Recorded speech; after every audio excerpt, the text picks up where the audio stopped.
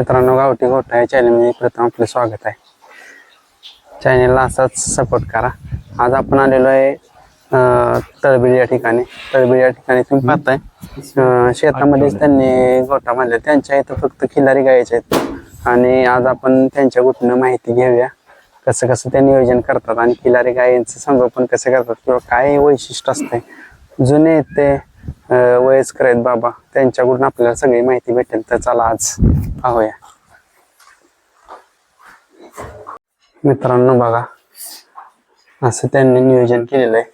छोटासा गोठा आहे, सुंदर एकदम. ही खिलारी गाय आहे, पलीकडे पण आहे, इकडं वासर आहे, छोटस खोंड आहे. आज जाणून घेऊया बाबांच्या गोठ्यानं सगळी माहिती, कसं कसं करतात ते नियोजन.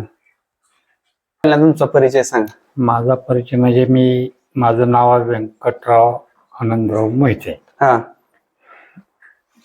कराड तालुक्यात तळबिडगाव. तर आपल्या दावणीला किती वर्ष झालं या खिलार गाय तो? तरी 3-4 वर्ष झाले. 4 वर्ष झाले. 4 वर्ष झाले. आमच्या मुलाला म्हणजे खिलारचा नाद होता. हा. दावणीला एक तरी खिलार पाहिजेत. हा. या हिशोबाने त्यांनी पहिल्यांदा ही एक गाय आणली आणि त्याच्यानंतर एक 6 महिन्यानं ही कालवड आणली दुसरी. आता 2 गाया गोट्यात असल्यामुळं, शेतात गोटा असल्यामुळं वैरणीचं किंवा चाऱ्याचं काय प्रॉब्लेम येत नाही. तिथलं तिथंच असतो. कुट्टा मशीन आहे. आता दुसरं म्हणजे काय, ही ओली वैरण म्हणजे आता सध्या मक्यान केलेलं आहे आणि ऊसाचं वाढ आहे. आता पावसाळ्यात तुम्हाला ओली वैरण मिळतेच, तर आता सध्या म्हणजे ऊसाचं वाढ आणि हे मक्यानच. तर या 2 प्रकारच्या वैरणी आणि खाद्य आहे. गोदरेजचं सकाळ संध्याकाळ 1-1 मग आहे प्लास्टिकचा, एका गाईला 1 मग. आणि जी जायचं झालेली खोंड आहे त्याला वेगळं असं 1 ते 6 महिन्यापर्यंतच्या वासराला वेगळं खाद्य आहे. त्याला सकाळी अर्धा आणि संध्याकाळी अर्धा मग. आता बाबा, तुमचा अनुभव खूप मोठा आहे, तुमचं वयानं तुम्ही मोठा आहात. तर ह्या खिलारी गाय आपल्या आहेत गोट्यावर, तर काय सांगचाल या गायांचं महत्व, काय सांगचाल? गायांचं महत्व म्हणण्यापेक्षा काय आहे, गायांच्या सहवासात आपण राहिलो. हे आता माझं वय जवळजवळ 71 वर्ष आहे, संपत आलंय आता. पण आजपर्यंत आता 4-5 वर्षात बघतोय कसली गोळी नाही, काही नाही, औषध नाही, काय नाही. फक्त सिजनेबल जो असतो, मोसम बदली होतो ना, त्या काळातच फक्त एखाद दिवस थंडी ताप चेंज होता ना. आता थंडी संपत येतं, उन्हाळा लागतो. या सीझन मध्ये काय होतं, 1 दिवसच फक्त डॉक्टरचा 1 डोस घेतला की 4 महिने काही नाही, बाकी मध्ये आधी कसलाही त्रास नाही. फक्त गायीची सेवा केल्यामुळं काही त्रास नाही आतापर्यंत. म्हणजे असं तुमचं म्हणणं आहे का की खिलारी गाय जर आपल्या गोट्यात असेल तर माणूस एकदम निरोगी राहणार? निरोगी संपूर्ण त्याचं शरीर निरोगी राहणार, काही त्याला त्रास होणार नाही, काही नाही. काय वैशिष्ट्य असेल? आता वैशिष्ट्य म्हणजे काय, आता खिलारी ते जर्सी आपण गाय असतो, जर्सी गाय आपण दुधासाठीच पाळतो. दुधासाठी. त्याचं वासरू आता हिला ह्या वासराला पाळायला सोडलं ना, किती लांब असलं तर ती खिलारीला जाऊन पिणार. ती काय जर्शीला, इथं समजा 2-3 जर्सी असतात तर जर्शीला पिणार नाही. पण जर्शीचं जर कालवाड असेल, ती सोडलं की कोणत्याही गायीला ती प्यायला बघतं. आणि एवढ्या शांत गाय यायचं नाही. तुम्ही किती गोंधळा पाटा नेऊन हात फिरवा, काही करणार नाही. मारक्यात तर एकही दोन्ही पैर नाही, अजिबात मारत नाही. आता याला 4 महिने झाले पुरे. आता फक्त संध्याकाळचं इथे एक बाहेर पलीकडचं एक शेत मोकळं आहे, आता रोटर मारून ठेवलंय. त्याच्यात मोकळ्या वावरात नेलं ना कुठे पळते अगदी. म्हणजे थोडक्यात तुम्हाला असं सांगायचंय की जे जर्सी गायचे पाडसं असतात आणि आपले खिलार गायचे त्यात हुशार आणि चालाकपणा जास्त असतो. चालाकपणा म्हणजे काय, त्याला इथं उभं राहिला ना आपण, नुसतं टाळी वाजली किंवा आवाज दिला की तिथनं पळत येतो माघारी. किंवा तिकडे एक जण उभा इकडे एक दोन ठिकाणी दोघांना उभं केलंय की माणूस आपला बघितलं की इथून तिकडे जाणार पळत, तिकडून इथपर्यंत जाणार, इथनं पुढे जाणार नाही. माणूस जिथं उभा आहे तिथपर्यंतच पळणार, त्याच्या पुढे पलीकडे क्रॉस करणार नाही. आणि ते आतमध्ये येऊ नये म्हणून आम्ही दरवाजा लावून घेतो ज्यावेळेस त्याला बाहेर काढतो ना. पण ह्या दोन्ही गाया एवढा गोंधळ घालतात, हंबरतात, खात नाहीत, काय नाही, त्यांना वाटतं का नेलंच कुठेतरी. त्यामुळं गोंधळ घालतात, अजिबात खात नाहीत, काय नुसत्या हंबरतात. आणि मग दरवाजा उघडला समोर दिसलं की मग शांत.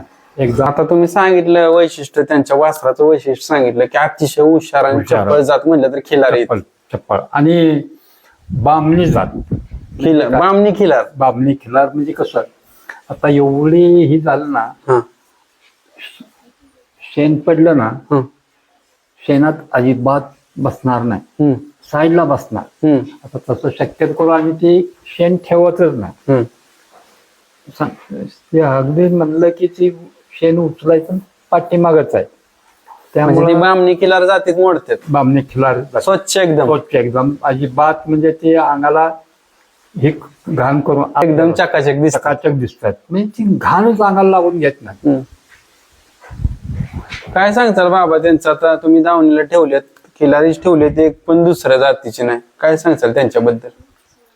आता हे म्हणजे रोगराईपासून त्या गोट्यात आपल्या जर खिलार असेल, एक खिलार असतो, दोन असू द्या, तर त्याला भरभराट किंवा सगळ्या दृष्टीनं तो सुखी असतो. सगळ्या गोष्टीतून त्याला कसलाही त्रास होत नाही किंवा त्याच्या कुटुंबाला त्रास होत नाही. आता त्याला सुद्धा येद्यापासून दूधच काढून दिलं नाही तिनं, या गाईनं. पहिला रूच होता आहे, सगळं वासरालाच दूध असतं, सगळं टोटली. पहिल्या दिवशी 5 जणांनी फक्त दूध काढायचं, शीक काढतो ना आपण वाट पडायच्या अगोदर, शीक काढायचा प्रयत्न केला, तर काय अर्धा तांब्या मुश्किलीनं दिला, तोही त्यालाच पाजला. तेव्हापासून आता म्हणलं रोज 5 माणसं आणायची कुठे सकाळ संध्याकाळ. मग आता ह्या आपल्या गायांची पैदास कसली होती हो? शर्यतीसाठी होती का वळूसाठी? नाही, शक्यतो करून शर्यतीसाठी. संपूर्ण आतापासून त्याला ट्रेनिंग चालू करणार, पळवायचं, हे करायचं, सगळं हे करणार. ते आता त्याला 4-1 महिने झाले, अजून 1-2 महिने, 6-7 महिन्यात झालं की ते त्यांचं ते घेऊन जाणार. आपल्याला महिना 4-5 हजार रुपये आपल्याला देणार ते. म्हणजे एक खिलारी दावणीला गाय असली तर माणसाला तो फायदा भरपूर आहे. फायदा जातीवंत शर्यतीची खोंड तयार होतात आता. म्हणजे आणि ही संपूर्ण आहे ती, म्हणजे आता तोडवाले आले होते खालचे बीड साईडचे आहे ते, तो तर पाठीमाग लागलाय, रोज येऊन बसतो इथं. वासरू द्या किंवा मला एक गाय द्या. अरे म्हणलं, आम्ही पाळायसाठी जर तिकडून आणले, तुला आता इकडून कशी दे? म्हणजे तुम्ही विकत वगैरे विकत नाही, आपल्याला आपल्यासाठी जर आणले, ते अंत्यवेळेस एकदम खाल्लं, म्हणजे एकदम. त्यांच्या वैरणीचं कसं नियोजन करतो? वैरणीचं सकाळी कुट्टा मशीन मध्ये मक्यान आणि वाढ कुट्टा करायचा. सकाळी 2 टप आहे ते, 2 टप दोघांना घालायचे, 2-2 टप. पण त्या टप खाद्य ह्याच्यामध्ये ते खाद्य टाकायचे. मग ते आता 5 वाजता म्हणजे आवडीनं खात्यात, दिवसभर ती खाणार, दिवसभर परत काही नाही. आणि 8 वाजले, 8-8:30 की पाणी. पाणी पितात, अर्धी बादली पाणी पिणार, खाद्य खाल्लं ना ते पाणी पितात. त्यानंतर त्यांच्याकडे काही बघायचं नाही. 5 वाजता त्यांना परत 2-2 टप टाकायचे, खाद्य टाकायचं.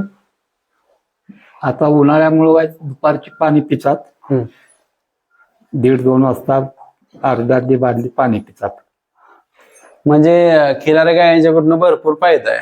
फायदा आहे. कारण आता तुम्ही सांगितलं, जर एखादं मित्रांनो त्यांनी सांगितलं बाबांनी, एखादा बछडा झाला चांगला खोंड तर तो भरपूर किमतीला जातो.